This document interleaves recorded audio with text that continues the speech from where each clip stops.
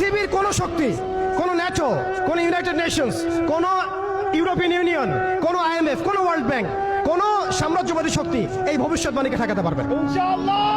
আপনি ওদেরকে চেষ্টা করতে দেন, সারা পৃথিবীর সমস্ত মুসলমানকে যদি এখন তারা মেরে ফেলে, তবু এই অখট্ট ভবিষ্যৎবাণী ইনশাআল্লাহ তাআলা তারা পাল্টাতে পারবে না।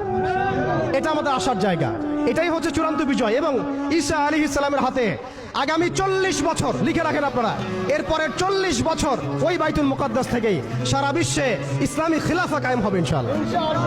যে খিলাফা শব্দটা এখন রাজনৈতিকভাবে আপনারা নিতে পারেন না, হজম করতে পারেন না।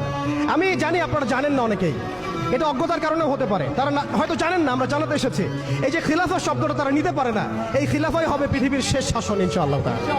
এই খিলাফা দিয়ে বিশ্ব শুরু হয়েছিল, এই খিলাফা দিয়েই বিশ্ব শেষ হবে। ঈসা আলাইহিস সালাম 40 বছর ওই জেরুজালেম থেকেই এই বিশ্বকে শাসন করবেন ইনশাআল্লাহ তাআলা। এটা লেখা হয়ে গেছে কুদিয়াল আমর, এটা কেউ চেঞ্জ করতে পারবে না। এখন মাঝখানের এই সময়টুকুতে জায়নিস্ট আসলে কি করেছে এবং আমরা কোন কোন জায়গায় পিছিয়ে গেছি এবং আমাদের করণীয় কি হতে পারে, এটা আমি অল্প কথায় শেষ করে দিব। এক কথায় দেখুন, জায়নিস্ট মুভমেন্ট গঠন করার পরে তারা সর্বপ্রথম, ভালো করে খেয়াল করেন, তারা সর্বপ্রথম একটা ঐক্যবদ্ধ প্ল্যাটফর্ম এনেছে। আমরা দেখেন সারা বিশ্বে এখন পর্যন্ত মুসলিমরা একটা ঐক্যবদ্ধ প্ল্যাটফর্ম করতে পারি নাই। তারা ঐক্যবদ্ধ একটা প্ল্যাটফর্ম করেছে এবং সেই প্ল্যাটফর্মকে কেন্দ্র করে তারা সবার আগে খিলাফত ব্যবস্থাকে ধ্বংস করেছে। অটোম্যানদেরকে তারা পরাজিত করেছে।